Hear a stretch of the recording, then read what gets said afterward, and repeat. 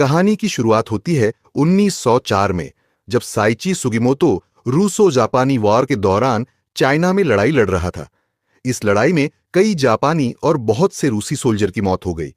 साइची और उसका दोस्त तोराजी ने इस लड़ाई में एक साथ ही हिस्सा लिया था। साइची को लड़ाई में एक गोली लगती है, लेकिन वो बच जाता है और फिर वो कई रूसी सैनिकों को भी मार देता है। इस वार में साइची को कई बार छुरा और गोली लगी, लेकिन वह मरा नहीं, इसलिए उसे अमर साइची कहा जाने लगा। मगर उसका दोस्त तोराजी उस लड़ाई में मारा गया और साइची उसे बचा ना सका। इसके बाद हमें 2 सालों के बाद का सीन दिखाया जाता है, जहां हमें पता चलता है कि साइची ने कई कहानियों में किसी छिपे हुए खजाने के बारे में सुना था और अब वो उसी खजाने की तलाश में है, क्योंकि उसे बहुत सारे पैसों की सख्त जरूरत है। वह इन पैसों का क्या करेगा, इसके बारे में हमें आगे पता चलेगा। फिर एक दिन होक्काइडो में एक नदी के पास सोना ढूंढते हुए वह एक आदमी से मिलता है जिसका नाम टकेचियो होता है, जो उस खजाने के बारे में जानता है।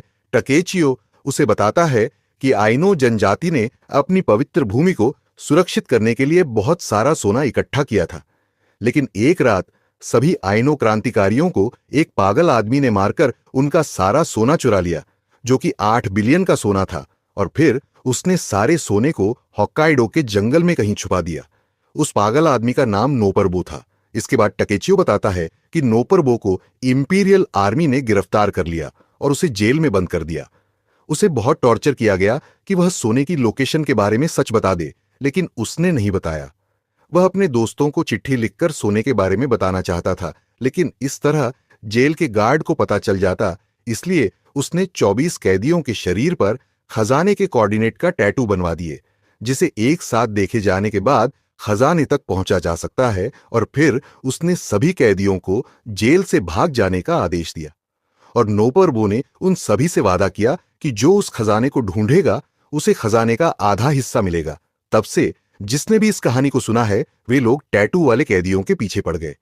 इसके कुछ ही देर बाद अचानक टकेचियो सुगिमोतो पर हमला कर देता है, लेकिन जल्द ही उसे पता चल जाता है कि ये वही सुगिमोतो है जिसे लोग अमर सुगिमोतो कहते हैं।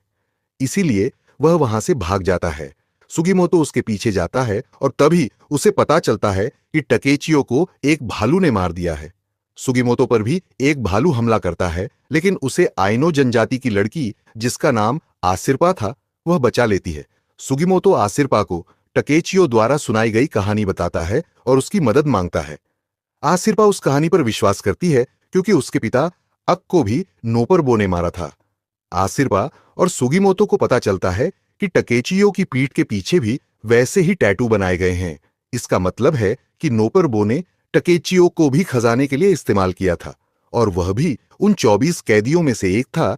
जिसके बाद वे दोनों टकेचियो की बॉडी के टैटू की सारी जानकारी समझते हैं। मगर उसी रात एक दूसरा भालू आसिरपा और सुगिमोतो पर हमला कर देता है, लेकिन इस बार उन्हें एक सफेद भेड़िया बचा लेता है। जिसके बाद सुगिमोतो आसिरपा से कहता है कि अगर वह उसका साथ दे और उन्हें वो छुपा हुआ सोना मिल जाए तो नोपरबो जेल में ही मारा जाएगा, और इस तरह से आसिरपा अपने पिता की मौत का बदला ले सकती है।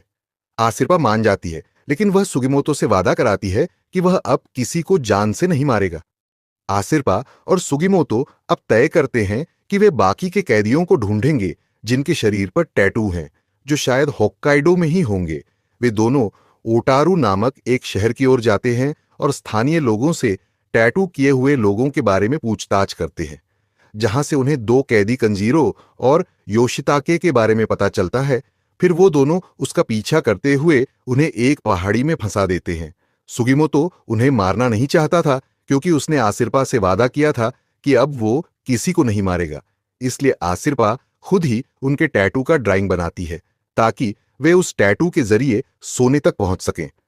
तभी कुछ लोगों का ग्रुप, जिसका नेतृत्व ओगाटा नामक एक आदमी कर रहा था, वो उन पर हमला कर देता है। ओगाटा और उसके साथी, जो कि सेना में भी थे और डिवीजन 7 के सदस्य थे, वे भी उसी खजाने की तलाश में थे। ओगाटा एक कैदी कंजीरो को बुरी तरह मारता है और तीसरे कैदी की स्किन को चीरने की कोशिश करता है, लेकिन इस लड़ाई में वह बुरी तरह घायल हो जाता है और मर जाता है। इसके बाद योशिता के नामक कैदी वहां से भागने की कोशिश करता है, लेकिन सुगिमोतो उसका पीछा करता है। वे दोनों अपनी जिंदगी बचाने के लिए एक जमी हुई नदी में गिर जाते हैं और उन्हें उस नदी से बाहर आने के लिए मिलकर काम करना पड़ता है और फिर वे एक दूसरे की जान बचाते हैं। इसके बाद योशिताके सुगीमोतो को बताता है कि सारे कैदियों का बॉस तोशिजो है, जो शिनसेंगुमी का सेनापति और एक पूर्व सामुराई है जो पहले शोगुनाट के लिए हैकोडेट की लड़ाई में लड़ा करता था। तोशिजो नोपरबो द्वारा बनाए गए टैटू वाले उन 24 कैदियों में से एक है। वह जेल से ट्रांसफर होने के दौरान वहां के बहुत से गार्ड्स को खत्म करके वहां के सभी कैदियों को भड़काने और उन्हें जेल ब्रेक का आदेश देने वाला तोशिजो ही था, और अब वह अपना ज्यादातर समय नोपरबो द्वारा कैदियों पर किए गए टैटू को एकजुट करने में बिताता है। इसके बाद हमें टोकुशिरो नामक एक आदमी को दिखाया जाता है जो 7वें डिवीजन का कमांडर है और ओघाटा का बॉस भी। त्सुरुमी पहाड़ों में ओघाटा को ढूंढता है, जहां उसे ओघाटा घायल हालत में मिलता है, लेकिन मरने से पहले ओघाटा उसे बताता है कि अमर सुगीमोतो और उसकी साथी आइनो जनजाति की लड़की आसिरपा ने हमला किया है और बाकी सभी कैदियों के पीछे पड़े हुए हैं और वो उस खजाने को पाना चाहते हैं। इसके बाद त्सुरुमी के सैनिक सुगीमोतो और असिरपा के पीछे पड़ जाते हैं। सुगीमोतो असिरपा को छुपने के लिए कहता है और उसे अलग रास्ते से जाने को कहता है, क्योंकि वह जानता था कि आर्मी केवल उसे ढूंढ रही है, और फिर वो सैनिकों से लड़कर वहां से भाग जाते हैं। वे दोनों एक बार फिर से मिलते हैं और इस बार असिरपा सुगीमोतो को एक गुफा के रास्ते अपने गांव में ले जाती है। असिरपा के अंकल सुगीमोतो से कहते हैं कि उनके लोगों ने ही दशकों सालों पहले उन गोल्ड को इकट्ठा किया था, लेकिन वो गोल्ड शापित था। वह सुगीमोतो से उसके पीछे न जाने को कहता है। इस बीच सुगीमोतो असिरपा के परिवार वालों से भी मिलता है, लेकिन उनसे मिलने के बाद उसे लगने लगता है कि उसने उसके फायदे के लिए असिरपा की जान को जोखिम में डाला है और वह अब ऐसा नहीं करेगा क्योंकि वह स्वार्थी नहीं है। इसीलिए अगली सुबह सुगीमोतो असिरपा को बिना बताए अकेले ही उस गांव को छोड़कर चला जाता है और असिरपा अभी भी सो ही रही होती है। इसके बाद त्सुरुमी अपने यूनिट के कैप्टन वाडा की अनुमति के बिना पहाड़ों में ऑपरेट कर रहा होता है ताकि वह सुगीमोतो को ढूंढ सके। जब वाडा उसके सामने आता है तो त्सुरुमी उसकी उंगली काट देता है।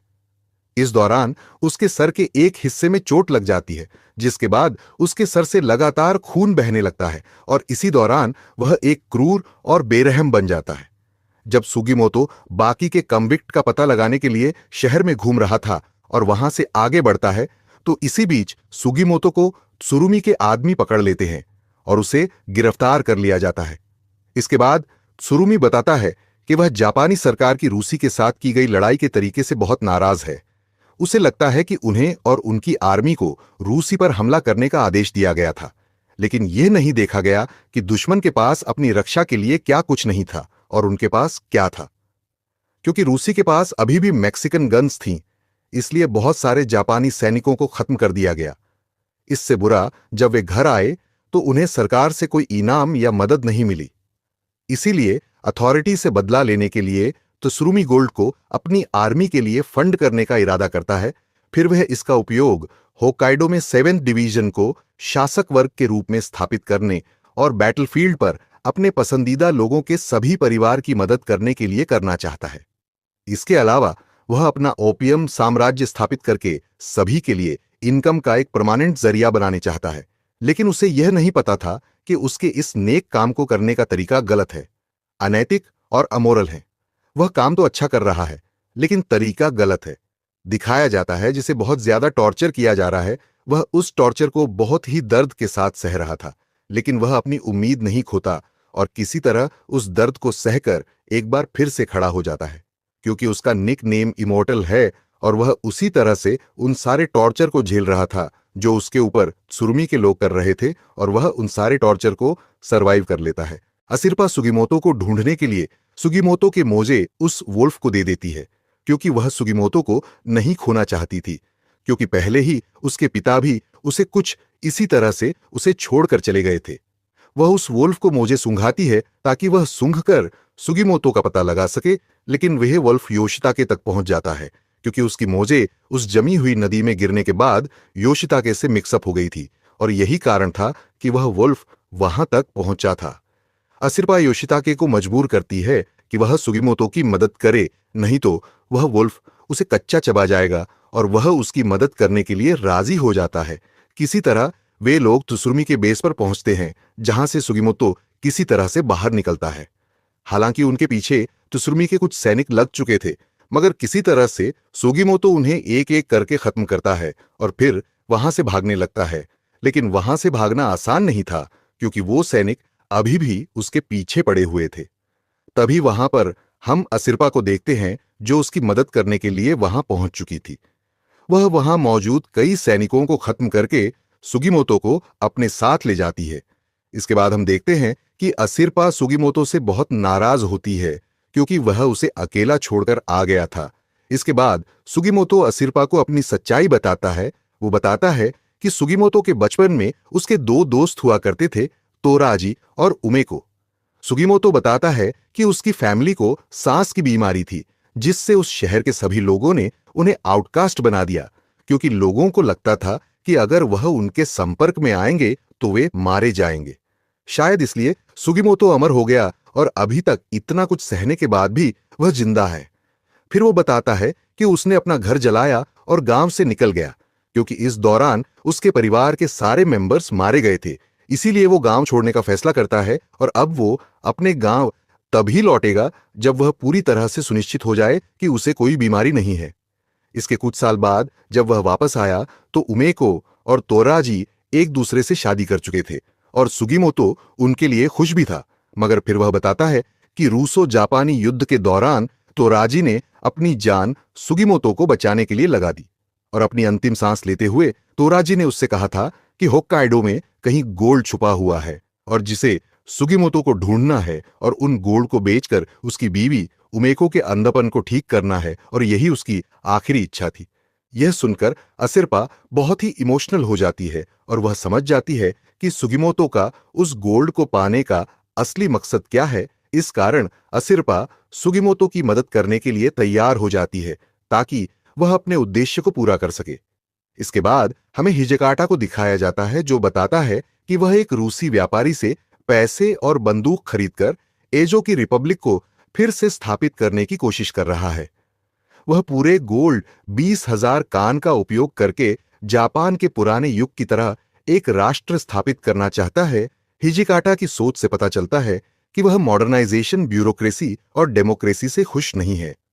वह एक डिक्टेटर बनकर होक्काइडो और शायद जापान के बाकी हिस्से पर अपनी इस क्रूरता से राज करना चाहता है, क्योंकि वह शोगुनट को एक युवा सैनिक के रूप में देख चुका है। इसके बाद हम नोपराबो को असिर्पा का नाम लेते हुए देखते हैं। उसने कहा कि उसके पिता आचा तब मरे थे जब नोपराबो ने आइनू जनजाति से गोल्ड चुराया था। असिर्पा एक ही ऐसा व्यक्ति है जिसे नोपराबो ने नहीं मारा। असिर्पा में कुछ ऐसा था जिसे देखने के बाद नोपराबो ने और खून बहाना बंद कर दिया और फिर उसने सिर्फ गोल्ड लेकर जाने का फैसला किया। तो दोस्तों, अब आगे क्या होगा? असिर्पा को नोपराबो ने क्यों नहीं मारा? सुगिमोतो उस खजाने को ढूंढ पाएगा और ऐसे कई राज जानेंगे हम इसके अगले पार्ट में। और इसी के साथ गोल्डन कामुई फ्रेंचाइज की पहली मूवी यहीं खत्म होती है। इस फिल्म की कहानी अभी पूरी नहीं हुई है। इसके बाकी के और पार्ट भी हमें आगे देखने को मिलेंगे, जिसे हम आगे एक्सप्लेन करेंगे।